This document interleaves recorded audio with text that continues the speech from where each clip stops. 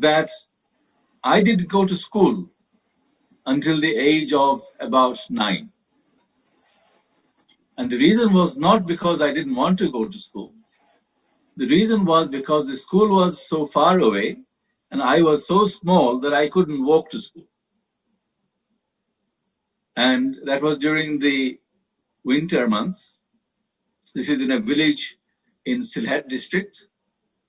And in the summer months, when it was all flooded, I still couldn't go to school because you needed a boat to go to school, and I couldn't drive the boat, I was too small. So until the age of 9, I had a teacher in my house, in my village home. Now that teacher taught me all the subjects.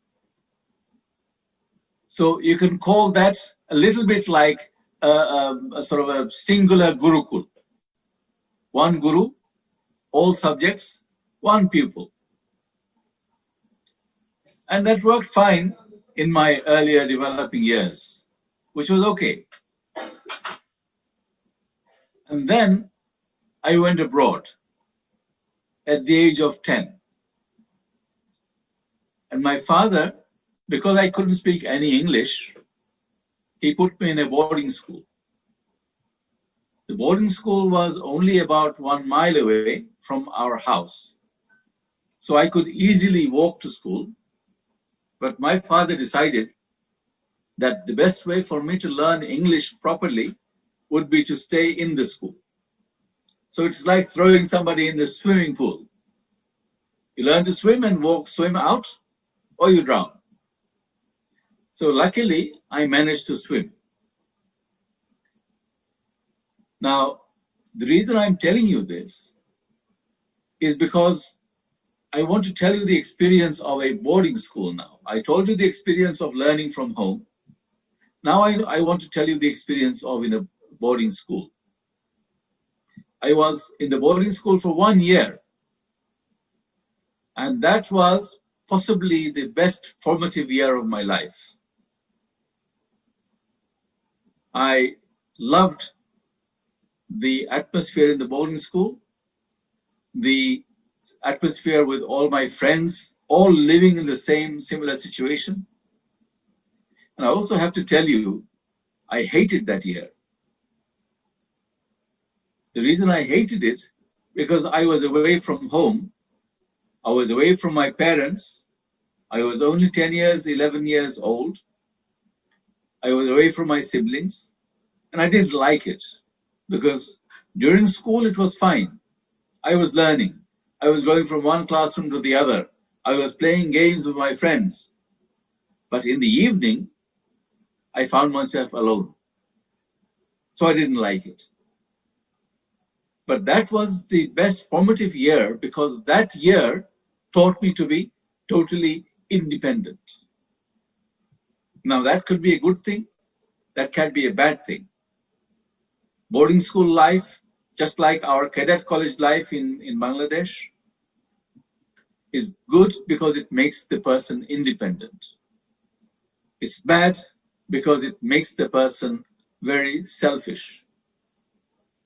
It steers them away from the communal atmosphere, the community feeling, the loving, affectionate feeling that one has with the family and with one's siblings.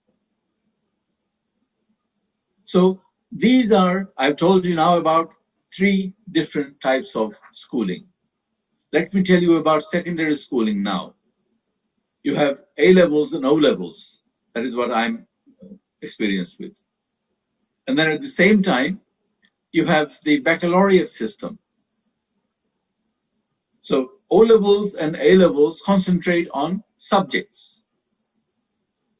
You totally immerse yourself in the subjects that you are studying. The baccalaureate system is a broader outlook to education. Some people like it this way, other people like it the other way.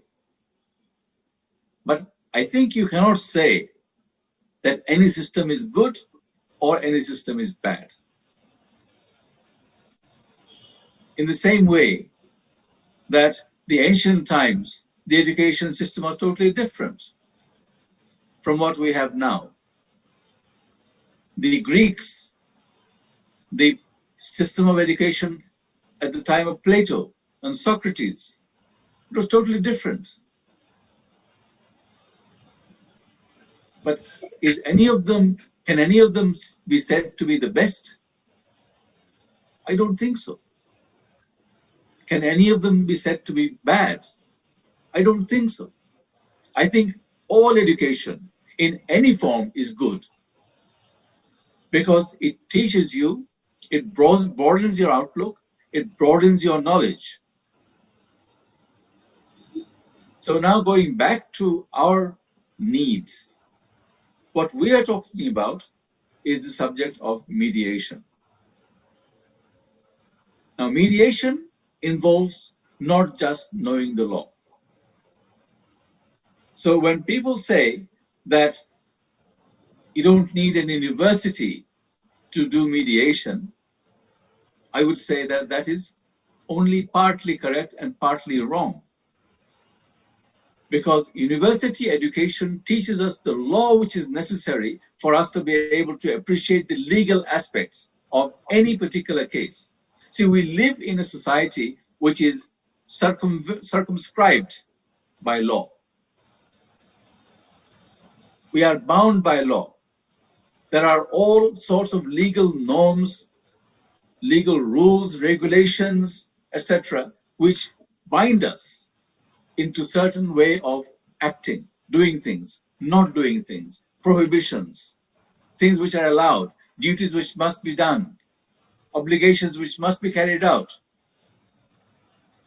And for these things, we need to have knowledge of the law. But then mediation is not only knowing the law. If knowledge of the law was sufficient, then the courts would be enough. Arbitration is a different type of application of the law, different mode of applying the law as it is, as we know it. It's a less strict system than the court system. But nevertheless, the process and procedures are more akin to the courtroom than to the mediation system or the salish system that we know. So there are all different systems. Now, what do we need for mediation? We need a spectrum of knowledge base. We need law, we need psychology, we need communication skills, we need the ability to listen to people. We need the ability to analyze the problems. We need the ability to be able to convince the two parties on every aspect of their problem. Now that cannot be learned in a university teaching you law, because there, what do you learn? You learn contract, you learn crime, you learn family law. It's all intensive studies. But what we also need is psychology, human behavior, how to deal with human reactions. When people go into a situation where they want a problem to be solved, especially if they are advised by lawyers, then they will be told, this is your right. You must get it.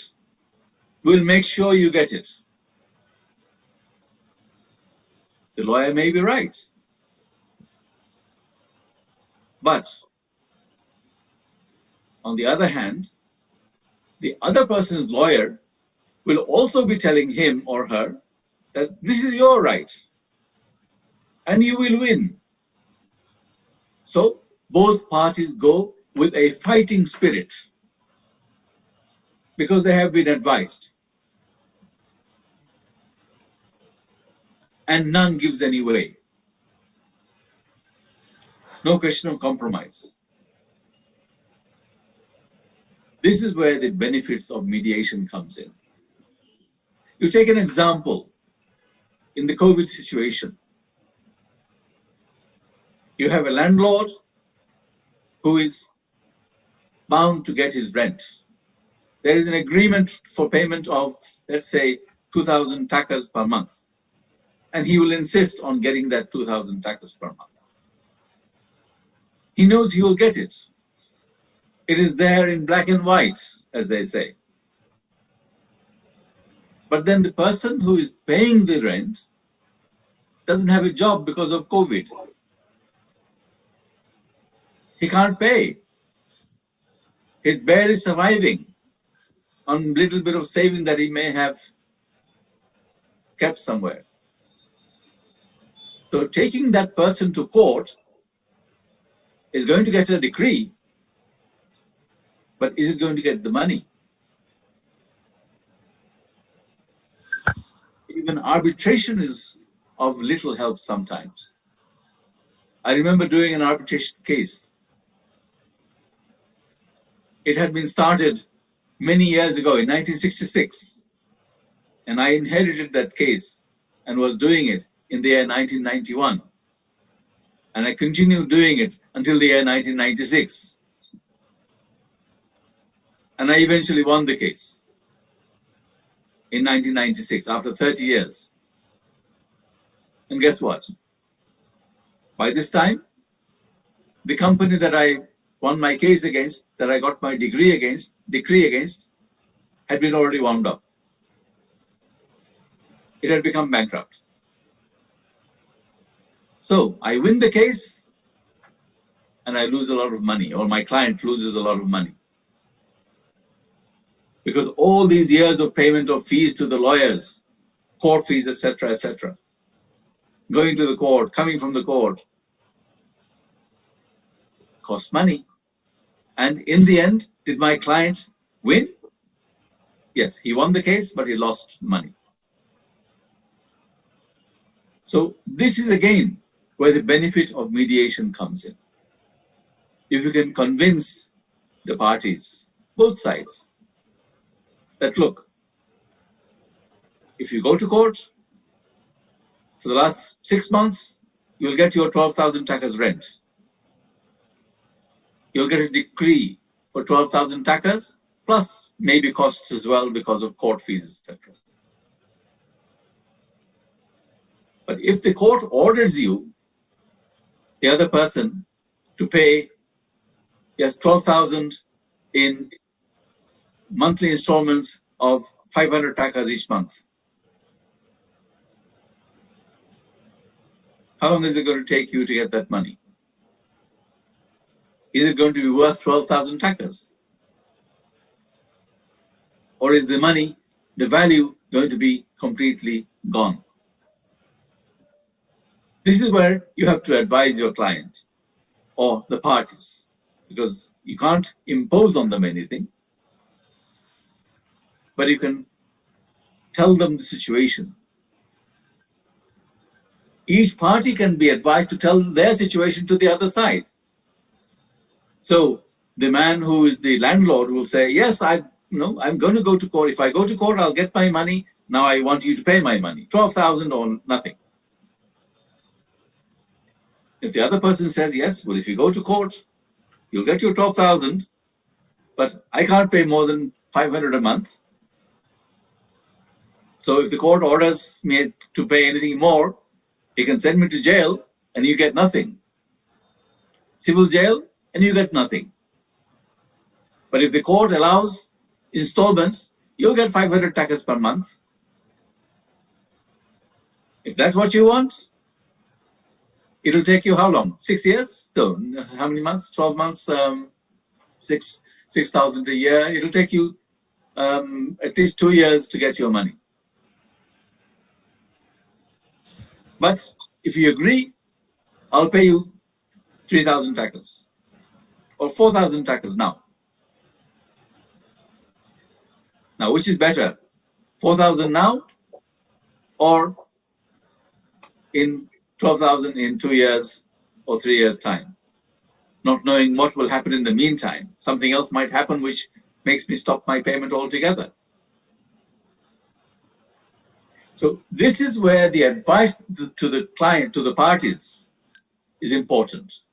This is where it is always important to analyze the parties' views, their thinking patterns, what they will be thinking, what they will be wanting, how much they will be able to give and take. If you can successfully come, or if the parties can successfully come to a deal, which is lose-lose for both or win-win for both, then the case is resolved.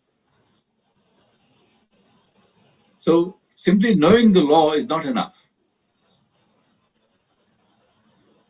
Now, this is then where we go back to our university, multiversity, ecoversity, whatever you like to call it.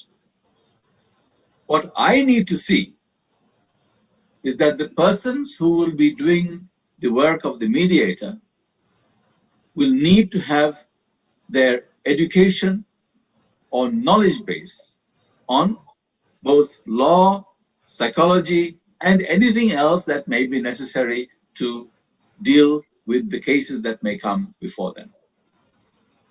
And I personally think that the more important thing to learn as a mediator is from the practical experiences that people may be faced with, practical difficulties that people may be faced with.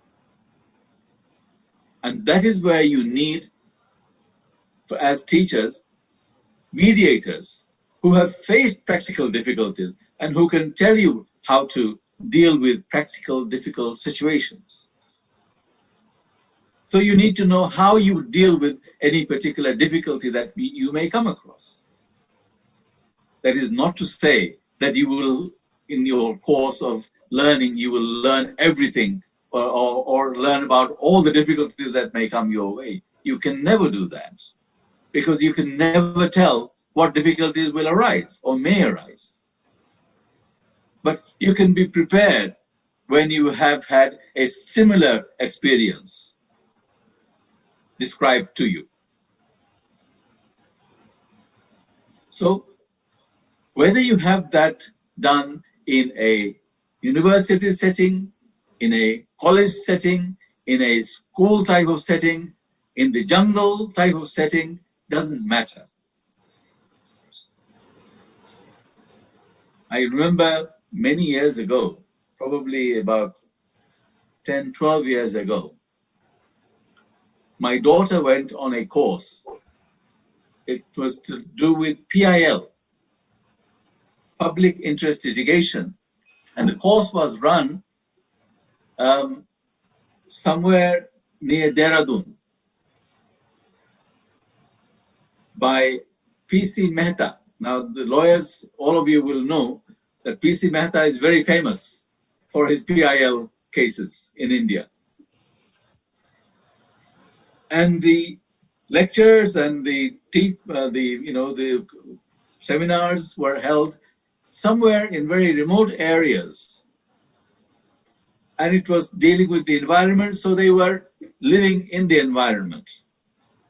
I remember my daughter coming back and telling me that they were living literally with snakes coming into their rooms. But the fact remains that when Mr. Mehta was lecturing them or giving them his experiences, he was talking about cases that he had mentioned brought to the court. And he must have argued those cases in legal terminology. But then, having said that, perhaps you learn better when you are in a better atmosphere. When the weather is cool, when the sea breeze is blowing in, maybe you have the capacity to take in, you have more interest. That is a different issue. But the fact remains that we have to have teaching on core issues, law, psychology, listening skills, analyzing skills, etc. So call it Ecoversity, call it multiversity, whatever you like. But what I suggest is that what you need is to be given lectures or experiences, getting experiences from people who have practical experience in mediation, so that they can tell you all about the difficulties that any mediator may face in any particular topic. Now, there are numerous topics that you can be mediating on. There is no limit to the number of the different types of cases that may come before you for mediation, starting from family to industrial cases, diplomatic cases. So for that, having a lecturer with knowledge of one subject is not going to be enough. But having mediators who deal with different topics, different aspects of legal topics or other topics, that is what is important. So that is I think, the basis of the teaching that you must ensure. The broad knowledge base, the broad practical knowledge base. And the other thing, well, now COVID has helped us in a way by making us all getting used to listening to people online. The Zoom lectures. There are so many organizations now offering tuition, lectures, seminars. Do you know that Harvard University has a course on mediation? And they charge, I think, for 5 days lectures and etc. I think they're charging about $4,000. Now, I think, I am bound to say that if Harvard University is providing lectures and teaching in mediation, it must be good. But they're doing it online. Now, if Mr. S.N. Goswami can provide, if not the same, similar type of experienced mediators giving lectures online to people at a lesser cost or at no cost, then that would be wonderful. That would be truly wonderful. But what is important is to have people who have broad knowledge of different aspects of legal problems, different aspects of psychological issues that may arise. You have to deal with sentiments. You have to deal with emotions. So these are all things that must be kept in mind when you are talking about giving or imparting knowledge regarding when you're preparing someone to become a mediator. I think I've talked for long enough, almost half an hour. I'll let others speak, and then maybe I can add later. Thank you for your patient hearing. Of course, you're all very, very good listeners. Many thanks to your Lordship. Many thanks.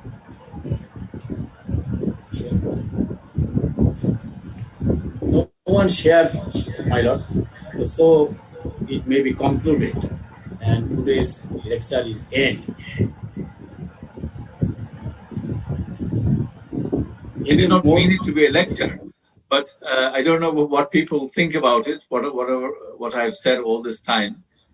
I think it would be perhaps interesting to get your views or some views of what people have thought Yes, on what they heard the other day and also what they have heard today. Yes, my dear.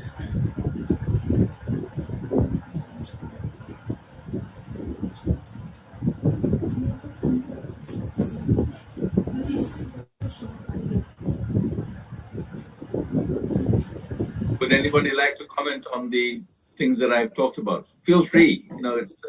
This is not a lecture. This is not a teaching. May I talk? It's Lubna Yasmin. Yeah. Yes. Okay. Thank you very much, sir, for your elaborate discussion regarding your life, your student life, your childhood life, and we are encouraged very much the way you used to talk, and now you understand that why and how you are in a position in this situation. So we will also try our level best to perform. Thank you very much, Goswami sir, to invited us for this session, and thank you very much, sir, for sharing your knowledge. Thanks again. Any more, dear friends? I'd like to ask His Lordship Mr. Justice Imman Ali. The Lordships talk about the knowledge-based education and also suggested that Mr. Goswami can arrange mediation lecture online to experts. But sir, actually, we expected that you will give your views and insight on Ecoversity and Multiversity, sir. Your opinion. You see, what I wanted to tell you, basically, the gist of what I said is like this. A rose by any other name smells just as good. So you give it whatever name you like. Ecoversity, university, college, school, anything you like. Doesn't matter what name you give it. It doesn't matter where you have it, either in Cox's Bazar or up in the mountains of, Bandarban, or somewhere in the Howrah even, of Sunamganj. It doesn't matter. What you're getting is the atmosphere. For example, if you're in a Bandarban, up in the mountains, the atmosphere is different. You are with nature. You will feel better when somebody talks to you, and things will be more digestible. Similarly, if people like the seaside, so if you are in Cox's Bazar, the atmosphere will be there, congenial for taking in information, instructions. That's all. The university lecture room gives a different awe. I don't like it personally. I'd much rather be out in the open and somebody talking to me and me listening to him or her. But then, universities, they give a sort of a grilling. In a way, it's good because it literally drills into you the knowledge. I don't like it personally, but Ecoversity, I suppose, is a different way. It's just a method which is different. Method of learning.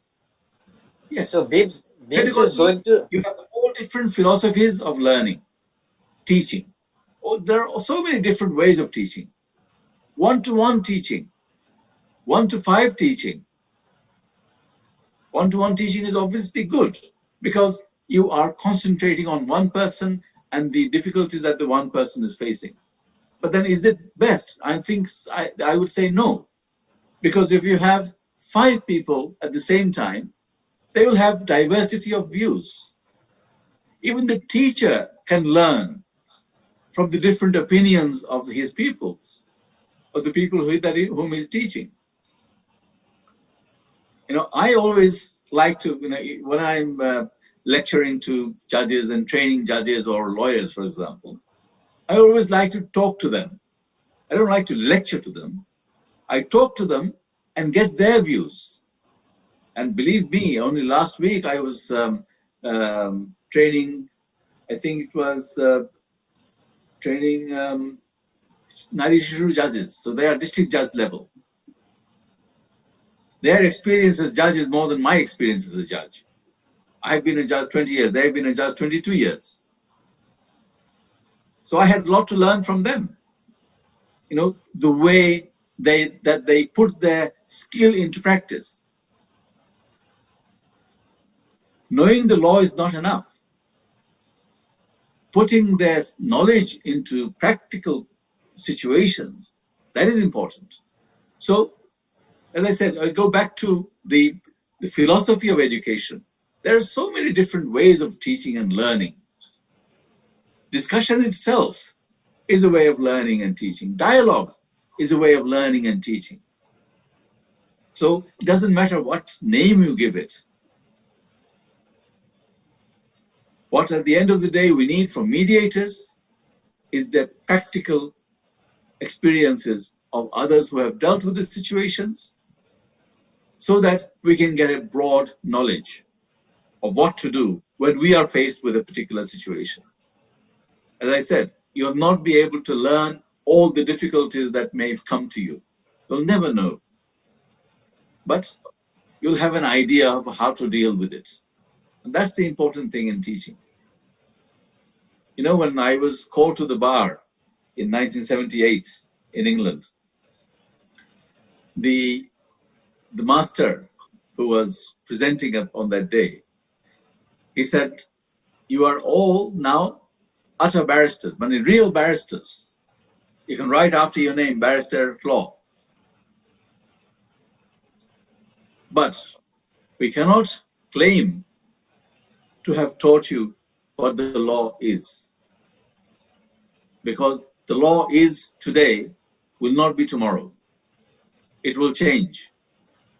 This law was not here yesterday." But he said, "I hope we have been able to teach you where to find the law."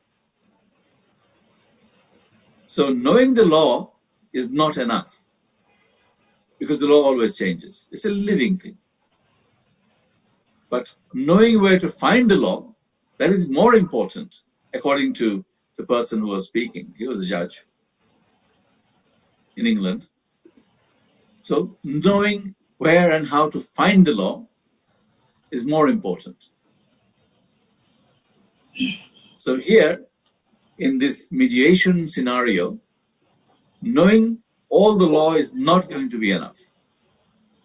But knowing how to utilize your knowledge of the law, knowing how to utilize your knowledge of situations, your skill in analyzing, your skill in listening, your skill in communicating with people, skill in convincing people. You know, the simple answer, okay, so you're going to get 4,000 cash. Is that better? Or is it worth waiting another 3 years to get 12,500 taka each month? That's the example that I gave you. If you can convince your parties to come to a deal which will be beneficial, more beneficial today than in 4 years' time, then you have done your job. And that is a skill that will not be taught in a law school. I think somebody said about the skills in mediation or skills in law is not necessary, or university education is not necessary. What I would suggest is that we can initiate this method of learning in our country, because as many as 100 countries have initiated this method of learning. So if we can start this, it will be 101st country here. We can initiate. That is okay. That is fine. That is absolutely okay. But what I am trying to say is that you cannot do without the knowledge of law. What you're teaching has to be supplementary to a law degree or to a knowledge of the legal aspects. You cannot do without the knowledge of law. Simply knowing how to deal with people and how to deal with situations is not going to be enough. Your knowledge of the law will be the basis, the foundation, and your knowledge of other things such as psychology, analysis, communication, those will be supplementary and complementary to your knowledge of law. You need all of it to deal with any particular situation. Thank you, sir. So, with the kind permission, Lordship, we may conclude today's dialogue session. Yes. So, dear friends, today's dialogue is concluded now. All are thanked to you all. Thank you for giving me the opportunity to say my views for what it is worth. We are grateful to your Lordship. We are also grateful to your Lordship. Thank you. Many thanks, Lordship. Many thanks to you. All the best to everyone. Good evening. Good evening, my Lord. Good evening.